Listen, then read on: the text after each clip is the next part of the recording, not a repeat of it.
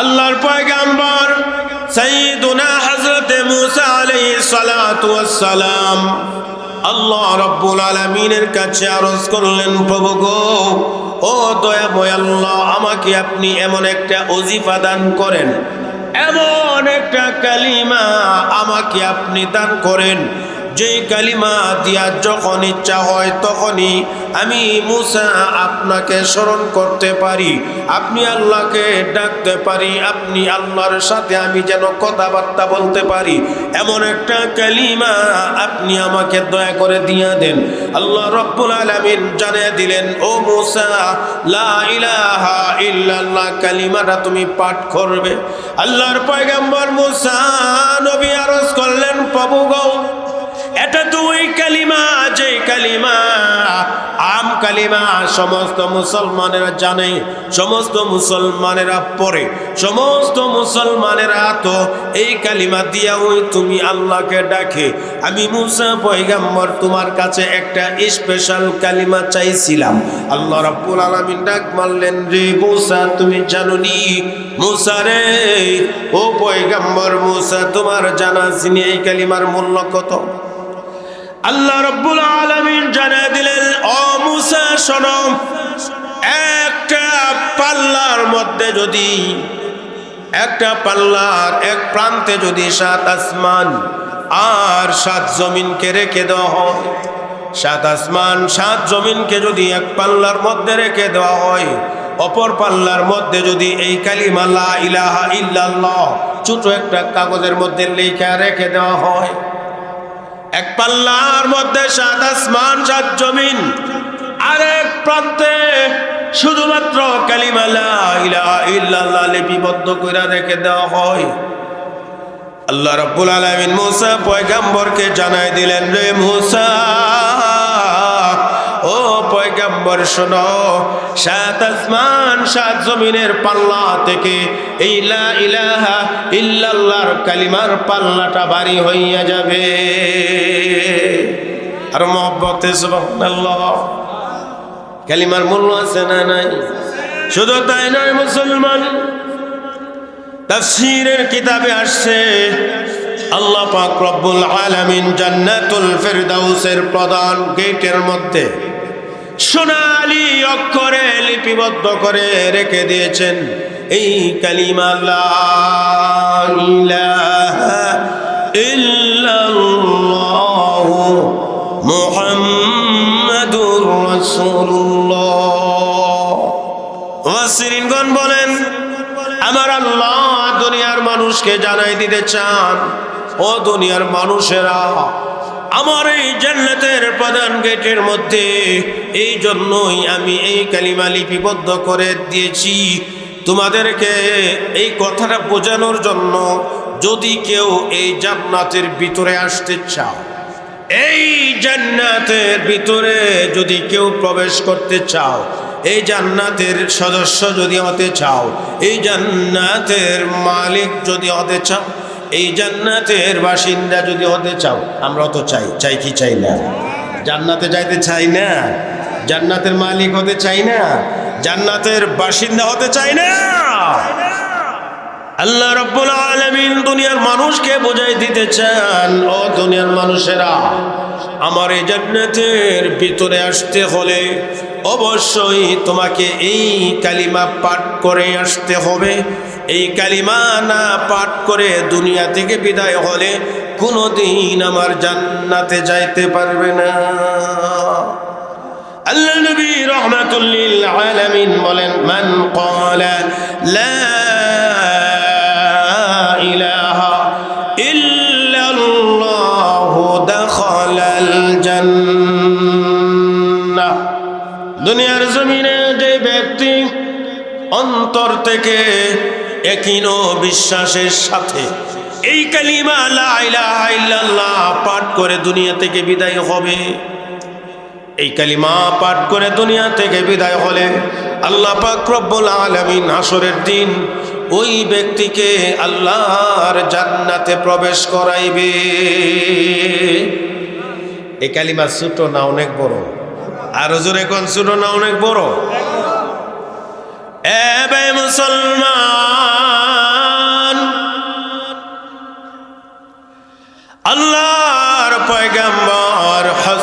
সাইয়্যিদুনা মূসা আলাইহিস সালাতু ওয়াস সালাম বুঝ পায়া গেলেন, বলছিলেন আল্লাহ আমি তো একটা স্পেশাল কালিমা চাই। এখন যখন আমার আল্লাহ রব্বুল আলামিন জানাই দিলেন এক পাল্লার মধ্যে যদি 7 আসমান রেখে দেওয়া হয়, আরেক পাল্লার মধ্যে যদি কালিমা লা ইলাহা ইল্লাল্লাহ রেখে দেওয়া হয়, 7 আসমান 7 জমিনের পাল্লা থেকে এই কালিমার পাল্লাটা ভারী হইয়া যাবে। সুবহানাল্লাহ জোরে কো। এই কালিমা পাঠ করার দরকার আছে না নাই? সকাল বিকাল এই কালিমা পাঠের অভ্যাস করতে হবে। ফজর নামাজের পরে 100 বার, মাগরিব নামাজের পরে 100 বার করে আমরা ওজিফা বানায় নেব প্রতিদিন। সকাল বিকাল, সকালে 1 তাসবিহ, আবার মাগরিবের সময় 1 তাসবিহ। এই কালিমা আমরা আদায় করব বলি ইনশাআল্লাহ। আর মহব্বতে বলি ইনশাআল্লাহ।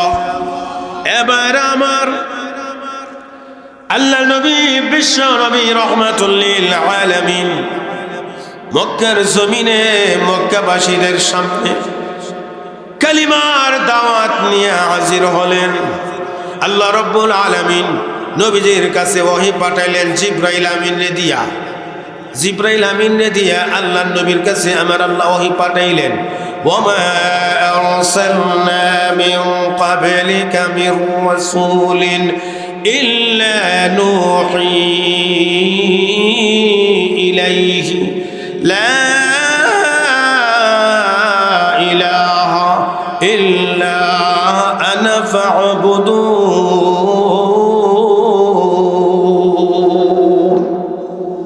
আল্লাহ রাব্বুল আলামিন বলেন, প্যারে হাবিব আমার, ইতিমধ্যে আপনার আগে এই দুনিয়ার মধ্যে আমি আল্লাহ আরো অনেকজন নবী রাসূল পাঠাইছি। আমি আল্লাহ আপনার আগে আরো নবী রাসূল পাঠাইছি এই দুনিয়ার মধ্যে। দুনিয়ার জমিনে মানুষের কাছে আমি আল্লাহর একত্ববাদের দাওয়াত পৌঁছানোর জন্য, তাওহীদের দাওয়াত পৌঁছানোর জন্য, আমি আল্লাহর দ্বীনের দাওয়াত মানুষের কাছে পৌঁছানোর জন্য হাবিব আমার আপনার আগে আরো অনেক নবী রাসূল আমি আল্লাহ পাঠাইছি। প্রত্যেকজন নবী রাসূলকে আমার আল্লাহ দায়িত্ব দিয়েছেন, লা ইলাহা ইল্লা আনা ফা'বুদনি।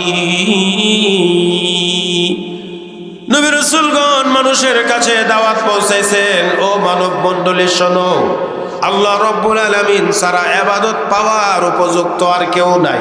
আল্লাহ ছাড়া ইবাদত পাওয়ার উপযুক্ত আর কেউ আছে? আর কেউ আছে? ইবাদত পাওয়ার উপযুক্ত একমাত্র সত্তা হলেন আল্লাহ।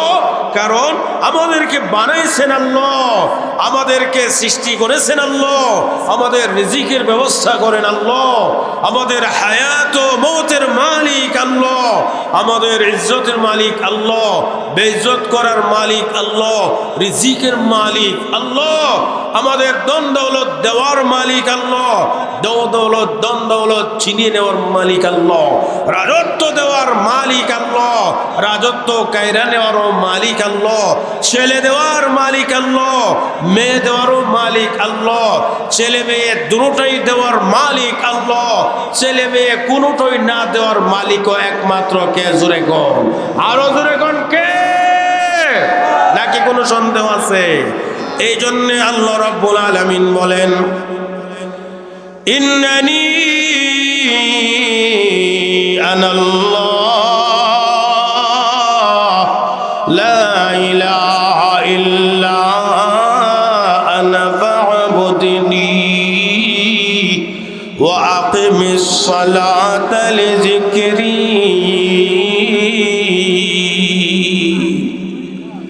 আল্লাহ রাব্বুল আলামিন বলেন, ইন্নানি আনাল্লাহ, আমি ওই হইলাম তোমাদের আল্লাহ। এই আয়াতে কারিমার শানে নজুল হলো আল্লাহর পয়গম্বর হযরত মূসা আলাইহিস সালাতু ওয়াস সালাম ওনার আহলিয়াকে লইয়া তুর পাহাড় অতিক্রম করতেছিলেন। এমত অবস্থায় ওনার বিবি ছিলেন সন্তান সম্ভবা। বিবি সাহেবের ডেলিভারির সময় গনাই আসছে। ওই সময়টাতে আগুনের বড় প্রয়োজন ছিল। আল্লাহর পয়গম্বর মূসা নবী আগুনের সন্ধানে গিয়েছিলেন তুর পাহাড়ের মধ্যে। আর ওই তুর পাহাড়ের মধ্যে গিয়া দেখেন একটা নূরের তাজাল্লি ঝলমল করতেছে। মুসা পয়গম্বর মনে করলেন এইটা ওই মনো আগুন। আস্তে আস্তে করে সামনের দিকে বাড়তেছেন, আস্তে আস্তে করে সামনের দিকে আগাইতেছেন। মুসা পয়গম্বর মনে মনে ভাবতেছেন এইটা হয়তো আগুন হবে, ওই আগুনটা দিয়ে আমি ফায়দা হাসিল করব, ওই আগুনটা দিয়ে আমি ব্যবহার করব। এমনি ভাবে একটু সামনে অগ্রসর হতেই ওই আমার আল্লাহ রাব্বুল আলামিন ওই নূরের তাজাল্লির ভিতর থেকে ডাক মাইরা দিলেন, ইন্নানি আনাল্লাহ। ও মুসা পয়গম্বর, এটা কোনো আগুন না, দুনিয়ার কোনো আগুন না রে, এইটা হলো আমি আল্লাহর নূরের তাজাল্লি। ও মুসা, আমি ওই হইলাম তোমার আল্লাহ। লা ইলাহা ইল্লা আনা ফা'বুদনি। আমার আল্লাহ বলতেছেন আমি আল্লাহ ছাড়া আর কোনো মাবুদ নাই। আমরা বলি লা ইলাহা ইল্লাল্লাহ, আল্লাহ বলেন লা ইলাহা ইল্লা আনা। আমরা বলি আল্লাহ ছাড়া আর কোনো উপাস্য নাই, ইবাদত পাওয়ার উপযুক্ত আর কেউ নাই। আল্লাহ রাব্বুল আলামিন বলতেছেন লা ইলাহা ইল্লা আনা, আমি ছাড়া তোমাদের ইবাদত পাওয়ার উপযুক্ত আর কেউ নাই। আল্লাহ ছাড়া ইবাদত পাওয়ার উপযুক্ত আর কেউ আছে? ফা'বুদনি, ও বান্দা আমার ইবাদত করো। আমরা ইবাদত করব আল্লাহর। ইবাদত করব কার? আরো জোরে কোন কার? এবারে মুসলমান, আমরা নামাজ পড়ি 5 ওয়াক্তের নামাজের প্রতি রাকাতের মধ্যে আলহামদু সূরা আছে না নাই? ওই আলহামদু সূরার মাঝখানের আয়াতে আমরা প্রতিদিন বলতেছি ইয়্যাকা না'বুদু ওয়া ইয়্যাকা নাস্তাঈন। আলহামদু সূরার মধ্যে এই আয়াত আছে না নাই? আমরা বলতেছি ইয়্যাকা না'বুদু, ও দয়ালু আল্লাহ তোমারই ইবাদত করি আমরা তোমারই ইবাদত করি, সুতরাং আর কারো ইবাদত আমরা করি না, করব না। ওয়া ইয়্যাকা নাস্তাঈন, এবং তোমার কাছেই আমরা সাহায্য চাই, তুমি ছাড়া আর কারো কাছে আমরা সাহায্য চাই না। এই কথাগুলো প্রতিদিন প্রতি নামাজের প্রতি রাকাতে আলহামদু সূরা তিলাওয়াতের মাধ্যমে আল্লাহ রাব্বুল আলামিনকে আমরা জানাইতেছি, ঠিক কিনা জোরে বল। এ ভাই মুসলমান, আল্লাহ রাব্বুল আলামিনকে আমরা সিজদা দেই, আল্লাহকে খুশি করার জন্য আমরা নামাজ পড়ি। আল্লাহ রাব্বুল আলামিনের মহান হুকুম পালনার্থে আমরা নামাজ পড়ি। নামাজ পড়া অবস্থায় যখন আমরা সিজদার মধ্যে যাই, যেই মাত্র সিজদার দিকে মাথাটা ঝুঁকায়া দেই, আমার আপনার কপালটা মাটিতে লাগার আগে আগে আমার আপনার কপালের নিচে মহান আল্লাহ রাব্বুল আলামিনের কুদরতি কদম পৌঁছে যায়। আমার আপনার কপালটা জমিনে পৌঁছার আগে আগে সেইখানে আল্লাহর কুদরতি কদম পৌঁছে যায়। অশ্রিনগণ বলেন, দুনিয়ার মানুষেরা, মুমিন মুসলমানেরা, মুসল্লিয়ান নামাজিরা যতক্ষণ পর্যন্ত কপালটারে সিজদার মধ্যে ঝুঁকাইয়া রাখে, যতক্ষণ পর্যন্ত আমি আপনি সিজদার মধ্যে থাকি, ততক্ষণ পর্যন্ত আমার আল্লাহ কুদরতি পাও বিছায় রাখে। আমার আল্লাহ কুদরতি পাওকে সময় নেই না। যেই মাত্র আমি আপনি সিজদা থেকে কপালটাকে উঠে নিলাম, সাথে সাথে আল্লাহ রাব্বুল আলামিন ওই তার কুদরতি কদম মোবারক উঠায়া নিয়ে যান। সুবহানাল্লাহ, জোরে কন্যা।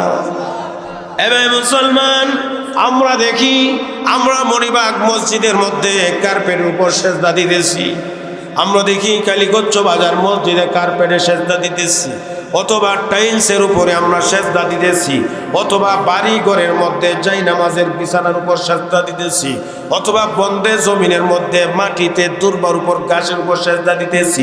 কিন্তু মুফাসসিরিনগণ বলেন, না রে মুসলমান, ও মুসলমান, আমার আল্লাহ রাব্বুল আলামিনের কাছে সবচেয়ে প্রিয় মুহূর্ত হলো তোমার সিজদার সময়টা। এই দুনিয়ার মধ্যে একটা মানুষ আল্লাহ রাব্বুল আলামিন আলামিনকে যখন সেজদা করে ওই সময়টা থেকে উত্তম আর কোনো সময় হইতে পারে না। ওই বান্দার সেজদার মুহূর্তটা হলো মহান আল্লাহ রাব্বুল আলামিনের কাছে সবচেয়ে প্রিয় মুহূর্ত।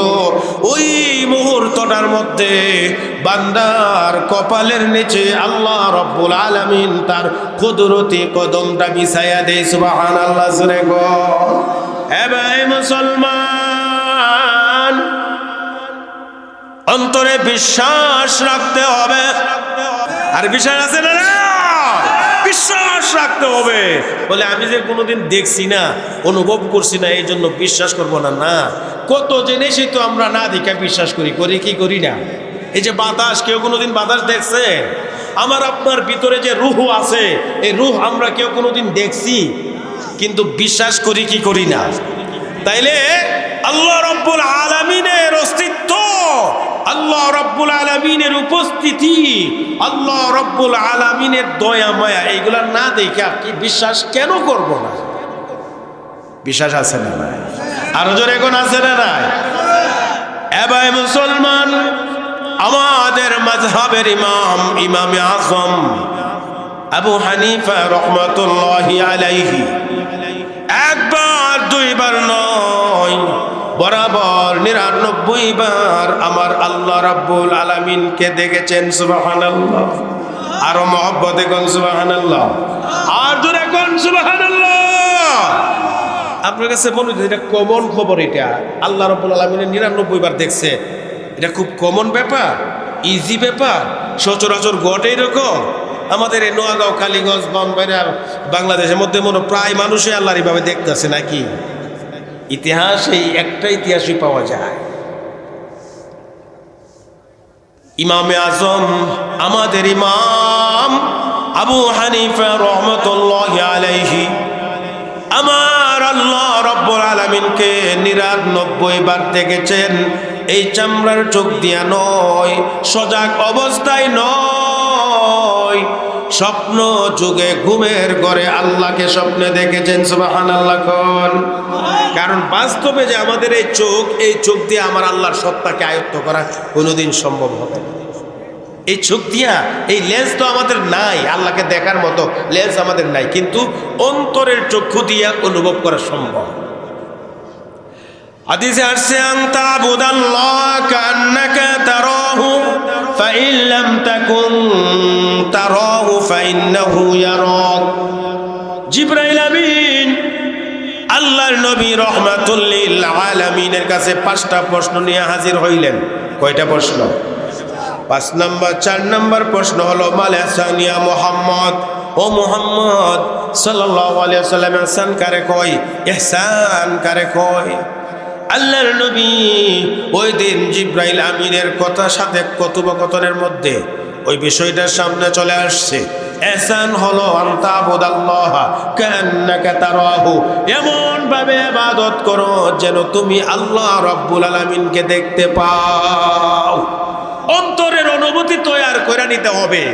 ফাইন লাম তাকুন তারাহু, এমন অনুভূতি যদি তোমার তৈরি না হয়, এমন যদি অবস্থা না হয়, ফাইন্নাহু ইয়ারাক, মনে রাখবে তুমি যদিও দেখতে পাচ্ছ না, কিন্তু তোমাকে দেখতেছেন তো মহান আল্লাহ। আমি আল্লাহরে না দেখলেও আল্লাহ ঠিকই আমাকে, আর জোরে কোন না, আল্লাহ আমাকে দেখে কি দেখে না?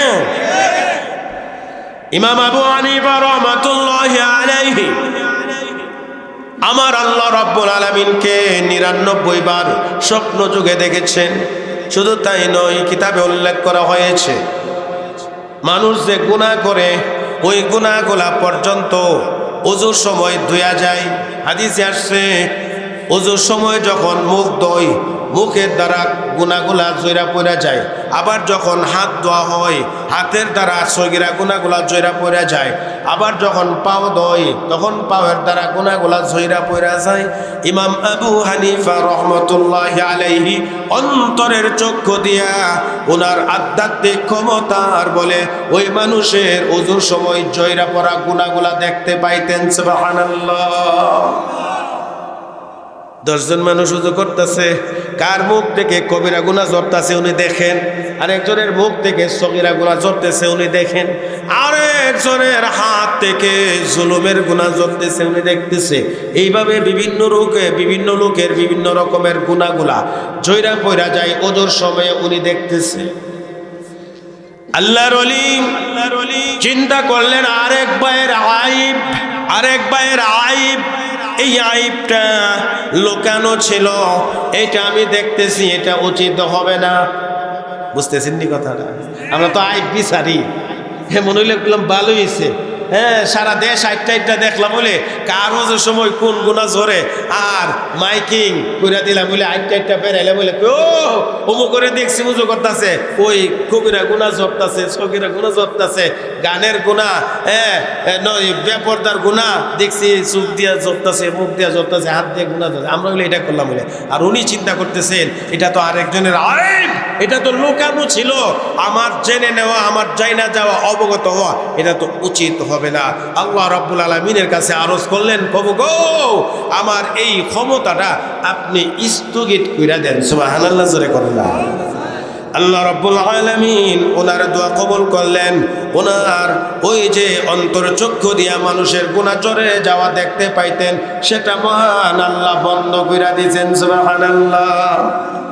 এবার আমাদের মাযহাব হলো 4 মাযহাবের শ্রেষ্ঠ মাযহাব, 4 মাযহাবের সবচেয়ে সহজ মাযহাব, 4 মাযহাবের মধ্যে সবচেয়ে বড় মাযহাব হলো হানাফি মাযহাব।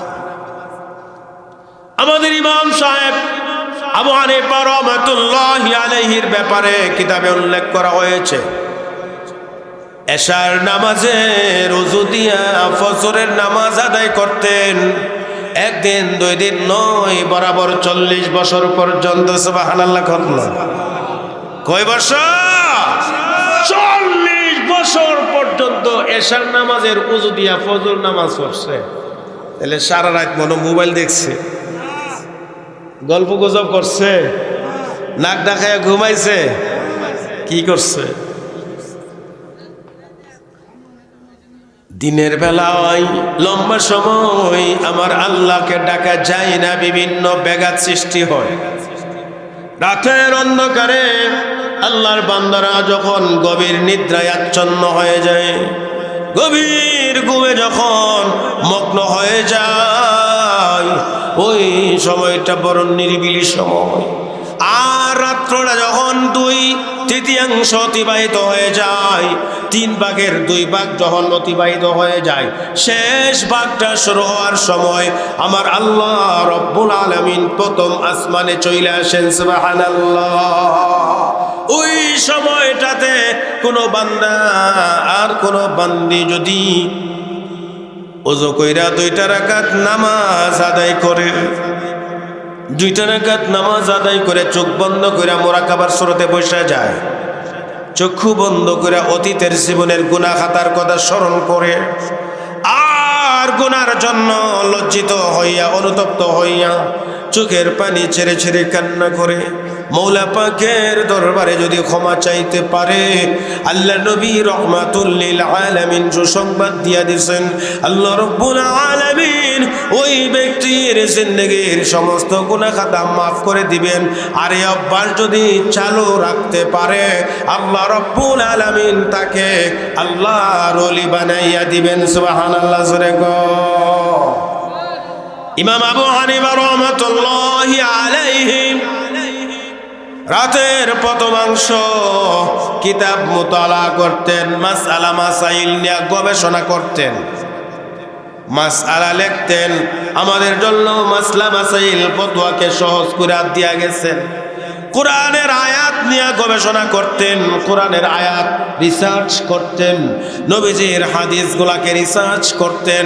আর রিসার্চ করে করে মাসলা মাসাইল বের করে আমাদের জন্য সব কিছুকে সহজ করে দিয়া গেছেন আল্লাহর ওলি, আল্লাহর পিয়ারা বান্দা ইমাম আবু হানিফা রাহমাতুল্লাহি আলাইহি। রাতের দ্বিতীয় অংশটাই মহান আল্লাহ রাব্বুল আলামিনের কুদরতি কদমে সিজদা দিতে দিতে কাটায়া দিতেন, লম্বা লম্বা সূরা পড়ে পড়ে তাহাজ্জুদের নামাজ আদায় করতেন। যতক্ষণ পর্যন্ত দাঁড়ায়া কোরআনের তিলাওয়াত করলেন ততক্ষণ পর্যন্ত রুকুর মধ্যে গিয়া আমার আল্লাহর তাসবিহ পাঠ করতেন। যতক্ষণ পর্যন্ত রুকুতে কাটাইলেন এতক্ষণ পর্যন্ত আবার সিজদায় লুটে পইরা মহান আল্লাহ রব্বুল আলামিনের তাসবিহাত পাঠ করতেন।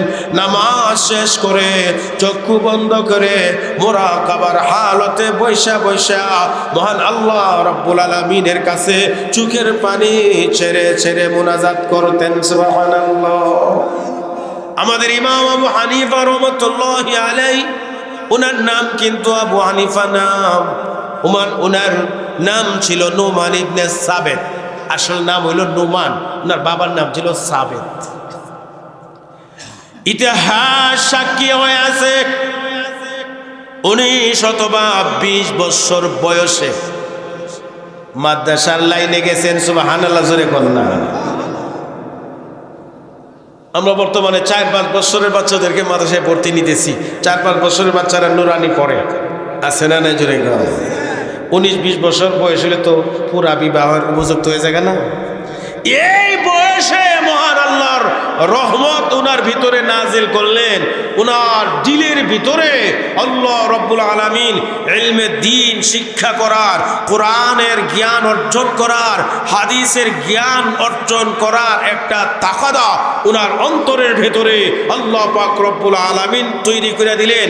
এমন তাকাদা তৈরি করলেন এই 19-20 থেকে নিয়ে 40 বছর পর্যন্ত একাধারে দিনের রাইতে দুনিয়ার সব কিছু থেকে সম্পর্ক বিচ্ছিন্ন করে কোরআন আর হাদিস শিক্ষা অর্জন করলেন। সুবহানাল্লাহ।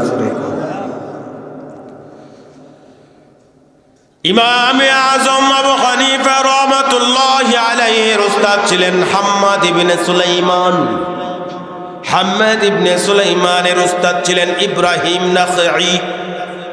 ইব্রাহিম নাখঈ রহমতুল্লাহি আলাইহির উস্তাদ ছিলেন সাইয়্যিদুনা হযরত আলী রাদিয়াল্লাহু তাআলা আনহু। আলী রাদিয়াল্লাহু আনহুর ব্যাপারে নবী বলেন, আল্লাহ নবী রাহমাতুল লিল আলামিন বলেন, আনা মাদিনাতুল ইলমি ওয়া আলিয়ুম বাবুহা। আমি নবী হইলাম ইলমের শহর, আর ওই শহর দিয়া বের হওয়ার দরজা হইল আমার আলী। আলী রাদিয়াল্লাহু তাআলা আনহুর ছাত্র হইলেন ইব্রাহিম নাখঈ রহমতুল্লাহি আলাইহি। ইব্রাহিম নাখঈ রহমতুল্লাহি আলাইহির ছাত্র হলেন হযরত হাম্মাদ ইবনে সুলাইমান রহমতুল্লাহি আলাইহি। আর ওই হাম্মাদ ইবনে সুলাইমান রহমতুল্লাহি আলাইহির কাছ থেকে ওই আমাদের ইমাম সাহেব হুজুর ইমামতি শিখছেন, কোরআন শিখছেন, হাদিস শিখছেন, কোরআনের ব্যাখ্যা বিশ্লেষণ তাফসীর শিখছেন, হাদিস থেকে মাসলা মাসাইল ইস্তেমবাত করা, মাসলা মাসাইল রিসার্চ করে বের করার যোগ্যতা হাসিল করলেন। ইমামে আজম আবু হানিফা রহমতুল্লাহি আলাইহির ছাত্ররাও পৃথিবী জুড়ে বড় বড় ইমাম হয়েছেন, পৃথিবী বিখ্যাত বড় বড় ইমাম হয়েছেন। ইমাম মুহাম্মদ রহমতুল্লাহ আলাইহি, ইমাম আহমদ রহমতুল্লাহ আলাইহি, ইমাম আবু ইউসুফ রহমতুল্লাহ আলাইহি, ইমাম জুফার রহমতুল্লাহি আলাইহি থেকে ধরে নিয়ে পৃথিবীর বিখ্যাত বড় বড় ইমামগণ উনার শাগরিদ, উনার ছাত্র ছিলেন। এই ইমাম আবু হানিফা রহমতুল্লাহি আলাইহি 70 বছর বয়সে দুনিয়া থেকে বিদায় হয়েছেন। কয় বছর বয়সে?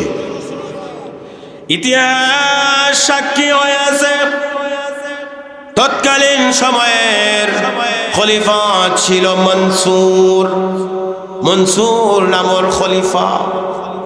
ইমামে আজম আবু হানিফা রহমতুল্লাহি আলাইহির কাছে প্রস্তাব পাঠাইলেন, ওগো ইমাম সাহেব হুজুর, আমার দেশের প্রধান বিচারপতি হিসাবে আপনাকে নিয়োগ করতে চাই। প্রধান বিচারপতি বুঝতেছেন নি? বাংলাদেশে হাইকোর্টের, সুপ্রিম কোর্টের যে প্রধান বিচারপতি, উনি নিজে প্রস্তাব করে নাই, খলিফা আয়েশা ওনার কাছে প্রস্তাব পাঠাইছে।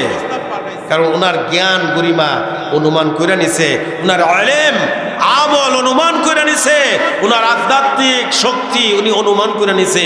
এই জন্য ইমাম সাহেবের কাছে প্রস্তাব পাঠাইছে যে হুজুর আপনি যদি কিছু মনে না করেন তাহলে আমাদের কুফা, আমাদের ইরাকের কুফা নগরীতে ছিল আমাদের ইমাম আজম রহমতুল্লাহি আলাইহির জন্মস্থান, আপনাকে আমাদের দেশের প্রধান বিচারপতি বানাইতে চাই, চিফ জাস্টিস। আজকের সময়ে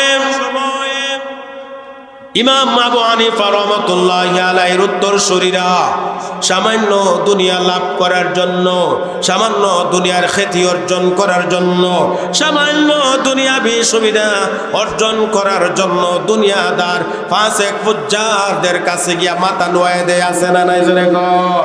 ইমাম আবু হানিফা রাহমাতুল্লাহি আলাইহি খলিফা মনসুরের প্রস্তাব আসার পরে পরিষ্কারভাবে জানাই দিলেন, রে খলিফা, ও খলিফা, তোমার এই প্রস্তাবে আমি রাজি হইতে পারলাম না।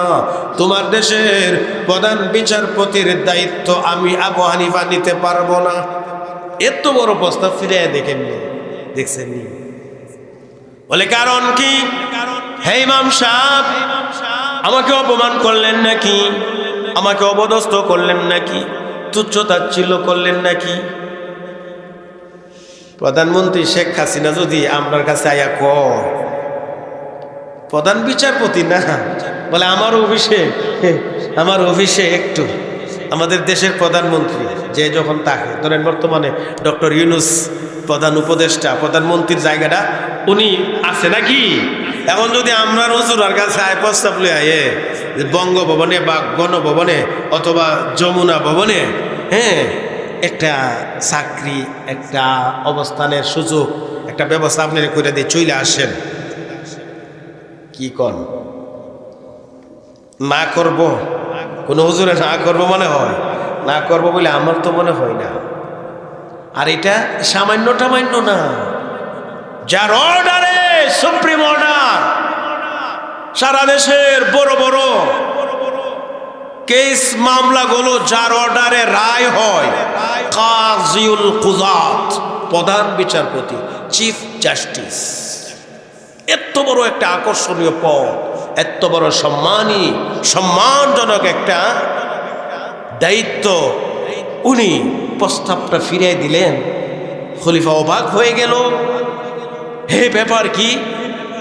রাজ দরবারে আশেপাশে কত হুজুর তো ঘোরাফেরা করে সুযোগ সুবিধা ভোগ করার জন্য, আর আমি খলিফা নিজে ওনার কাছে প্রস্তাব পাঠাইলাম প্রধান বিচারপতি হওয়ার জন্য, উনি ডিনাই করলেন। বুঝতে হবে খলিফা নিজে ইমাম সাহেবের সাথে সাক্ষাৎ করে জানতে চাইলেন, ইমাম সাহেব হুজুর আমার দোষটা কি? তা এত ভালো একটা দায়িত্ব আপনারে দিতে চাইলাম, আপনি প্রত্যাখ্যান করলেন। অবাক হওয়ার বিষয় না? এবার মুসলমান গভীরভাবে মনোযোগ দিয়ে শ্রবণ করুন। আমরা কোন ইমামের মুক্তাদি? আমাদের ইমাম কত বড় মহান ইমাম, আমাদের ইমাম কত বড় মহান ব্যক্তি ছিলেন, একটু চিন্তা ভাবনা কইরা দেখেন। খলিফা প্রশ্ন করলেন, ইমাম সাহেব হুজুর এত সুন্দর আকর্ষণীয় একটা প্রস্তাব আমি পাঠাইলাম, আমার ওই প্রস্তাবটা আপনি প্রত্যাখ্যান করলেন, কারণ কি? ইমাম সাহেব জানাইয়া দিলেন, ও খলিফা শোনো, এই দেশের মধ্যে তোমার দ্বারা সব যে ভালো কাজ হয় তা তো না, মাঝে মধ্যে ভালো ভালো কাজ হয়, আবার মাঝে মধ্যে খারাপ কাজও তোমার দ্বারা হয়। হয় কি হয় না জোরে কন? না সারাক্ষণ খালি ভালো কাজ লই ব্যস্ত থাকে রাজা বা সারা, মাঝে মধ্যে উল্টাপাল্টা হয় না? মাঝে মধ্যে তোমার দ্বারা হক কাজ হতে পারে, আবার মাঝে মধ্যে তোমার দ্বারা বেহক হইতে পারে, মাঝে মধ্যে তোমার দ্বারা ইনসাফ হতে পারে, আবার কখনো তোমার দ্বারা জুলুম হইতে পারে। সম্ভাবনা আছে না নাই? ওরে খলিফা, তোমার কাছ থেকে যদি আমি প্রধান বিচারপতির দায়িত্বটা নিয়ে নেই, তাহলে তোমার সর্ব কাজের মধ্যে আমার তরফ থেকে সমর্থন দিয়ে দেওয়া হবে। তোমার ভালো কাজের প্রতিও আমার সমর্থন চলে যাবে, তোমার মন্দ কাজের প্রতিও তখন অটোমেটিক সমর্থন দেওয়া হয়ে যাবে। পরে খলিফা, হাসরের ময়দানে আমি আমার আল্লাহর সামনে দাঁড়াইয়া জবাব দিতে পারবো না, এই জন্যে আমি তোমার প্রস্তাবটা ফিরাইয়া দিছি। খালি কাজীউল কুজাত না, সামান্য এলাকার কাজী হওয়ার জন্যও আমি জানি 10 থেকে 15 লাখ 20 লাখ টাকা পর্যন্ত অবৈধ খরচ কইরা রাখছে অনেকে। এরকম 10-20 লাখ টাকা খরচ করে এলাকার কাজী হয়, বিবাহর রেজিস্ট্রার। এই কাজে কিন্তু এই কাজই না, এই কাজের দূরই বিবাহর রেজিস্ট্রারটা করে রাখন। আর ওই কাজী বর্তমানে যে হাইকোর্ট আছে, সুপ্রিম কোর্ট আছে, বড় বড় জজ আছে, বিচারপতি আছে, বিচারক আছে, প্রধান বিচারক আছে, প্রধান বিচারপতি যারা আছে, ওই কাজগুলো আগে আলিম উলামাদেরকে দিয়া ওই করা হইতো। সুবহানাল্লাহ জোরে কও। ব্রিটিশরা আইসা ব্রিটিশদের গোলাম বানাইয়া ব্রিটিশদের আইন আমাদেরকে আমাদের মাথার উপর চাপাইয়া দিয়া ব্রিটিশদের শিক্ষায় আমাদেরকে শিক্ষিত কইরা ব্রিটিশদের মতো আমাদেরকে বানিয়ে নিছে। এই জন্য আমাদের দেশে ব্রিটিশদের আইনে আমাদের আইন আদালত চলে, কোর্ট কাছারি চলে ব্রিটিশদের আইনে। আর ব্রিটিশদের আইন পড়ালেখা কইরা কাজে হইতে হয়, বিচারক হইতে হয়, জজ হইতে হয়। আগের সময়ে এরকম ছিল না। আগের সময়ে কোরআন হাদিস যারা যত বেশি জানতো তাদেরকে ওই কাজী, তাদেরকে ওই বিচারক বানানো হতো, তাদেরকে ওই জজ বানানো হতো। আমাদের ইমাম সাহেব রহমতুল্লাহি আলাইহি সতর্কতা অবলম্বন করতে গিয়া এই প্রস্তাবটারে প্রত্যাখ্যান করছে। আর খলিফা মনসুর রাগান্বিত হয়ে গেছে, উনি নিজের আত্মসম্মানের মধ্যে বাঁচছে। আমি নিজে ওনারে প্রস্তাব করলাম আমার দেশের প্রধান বিচারপতি হওয়ার জন্যে, আর উনি আমার প্রস্তাবটারে ডিনাই করলেন। না, এমনি সাইরা দেওয়া যাইত না, এমনে এমনে সাইরা দেওয়া যাইত না। ওনার আত্মসম্মানে বাঁচছে, তাহলে কি করা হবে?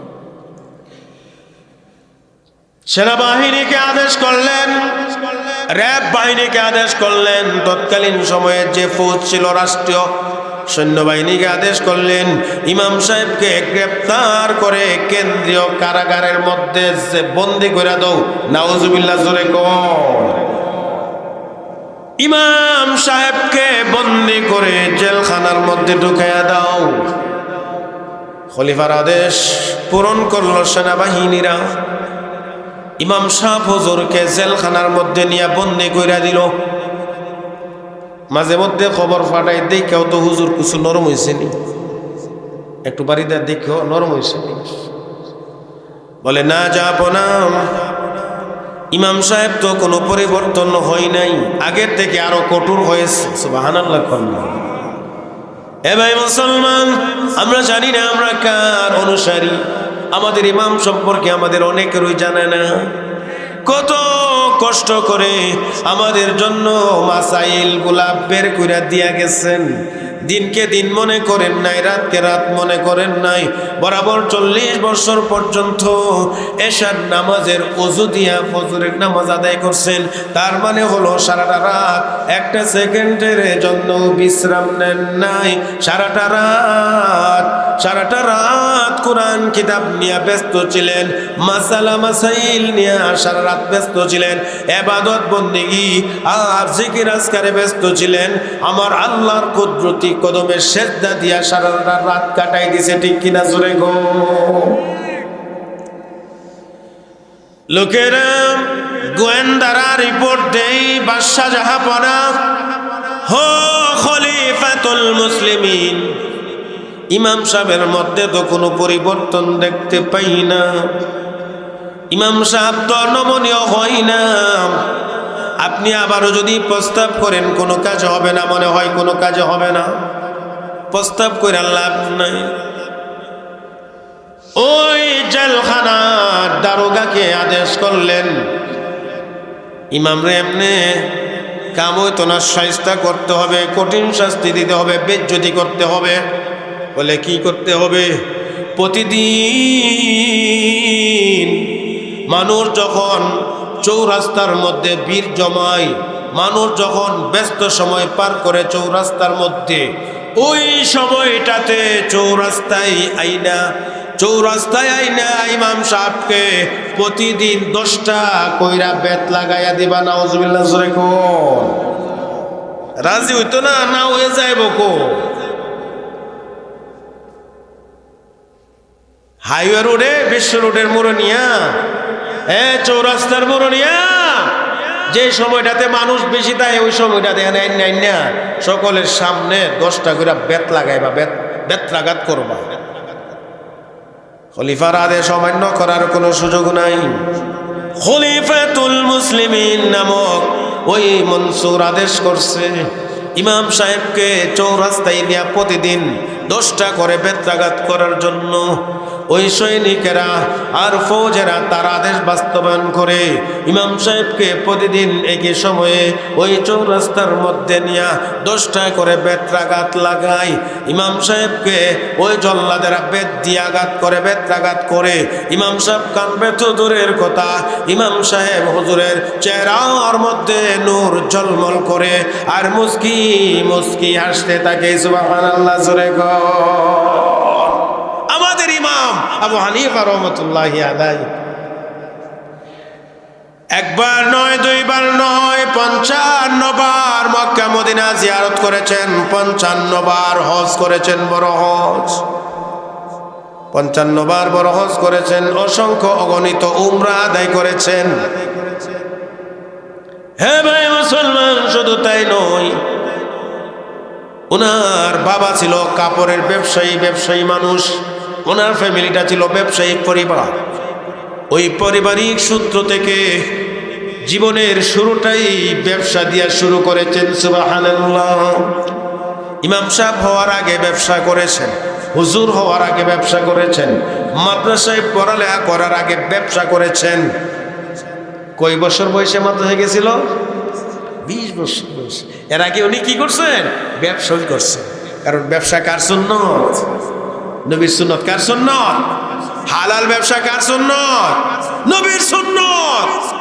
নবী নিজে ব্যবসা করেছেন, সাহাবায়ে কেরাম ব্যবসা করেছেন, খলিফাতুল মুসলিমিন আবু বকর সিদ্দিক রাদিয়াল্লাহু তাআলা আনহু ব্যবসা করেছেন, ওমর রাদিয়াল্লাহু তাআলা আনহু ব্যবসা করেছেন, উসমান রাদিয়াল্লাহু আনহু ব্যবসা করেছেন, আলী রাদিয়াল্লাহু আনহু ব্যবসা করেছেন, অসংখ্য সাহাবায়ে কেরাম ব্যবসা করেছেন, তাবেঈনগণ ব্যবসা করেছেন। আমাদের ইমাম সাহেব হুজুরও ব্যবসা বাণিজ্যে জড়িত ছিলেন। ইমাম আবু হানিফা রাহমাতুল্লাহি আলাইহি আবার গোয়েন্দা পাঠাইয়া খলিফা জানতে চাই ইমাম সাহেব পরিবর্তন হইছেনি। আগে তো শুধু কারাদণ্ড ছিল, এখন কারাদণ্ডের সাথে সাথে বাড়তি শাস্তি আছে না নাই? বাড়তি শাস্তি দিয়ে এখন আবার চাইতেছে যে একটু বাড়িটা দেখি পরিবর্তন হয়েছে। গোয়েন্দারা যায়, ইমাম সাহেবের সাথে কথাবার্তা বলে খলিফার কাছে আইসা জবাব দেয় খলিফাতুল মুসলিমিন। ইমাম সাহেব নরম হবে তো দূরের কথা, আগের থেকে আরো লক্ষ কোটি গুণ বেশি মজবুত হয়ে গেছে। অন্যায়রে কোনোদিন সাপোর্ট করেন নাই, অপরাধকে কোনোদিন সাপোর্ট করেন নাই, অন্যায়ের কাছে মাথা নত করেন নাই, হক সব সময় বইলা গেছেন। আমাদের ইতিহাস, আমাদের আকাবিররা, আমাদের পূর্বসূরীরা যারা ছিলেন, তারা এরকম নজির, অসংখ্য গণিত নজির আমাদের সামনে পেশ করে গেছেন। হাসতে হাসতে ফাঁসির কাষ্ঠে ঝুলে গেছেন, এরপরেও বাতিলকে কোনোদিন সাপোর্ট করেন নাই, বাতিলকে কোনোদিন সমর্থন দেন নাই। হককে হক বলে গেছেন, বাতিলকে বাতিল বলে গেছেন, সত্যকে সত্যই বলে গেছেন, আর মিথ্যাকে মিথ্যাই বলে গেছেন। তেমনি আমাদের ইমাম সাহেব, ইমামে আজম ইমাম আবু হানিফা রাহমাতুল্লাহি আলাইহি, আল্লাহর এত বড় একজন ওলি, এত বড় একজন বুজুর্গ বান্দা, ওনাকে ডলাইতে পারে নাই, জেলনিয়াও ওনাকে দুর্বল করতে পারে নাই। এইভাবে রাজপথে হাজার হাজার মানুষের সামনে বেত্রাঘাত করেও ওনাকে লড়াইতে পারে নাই, বদলাইতে পারে নাই। চুল পরিমাণ কোনো পরিবর্তন ওনার মধ্যে আসে নাই। সুবহানাল্লাহ জোরে করুন না। আমরা যে আজকে এত সহজ শরীয়ত পেয়ে গেছি, হানাফি মাযহাব এত সহজ, আমাদের সামনে উনি তৈরি করে দিয়েছেন।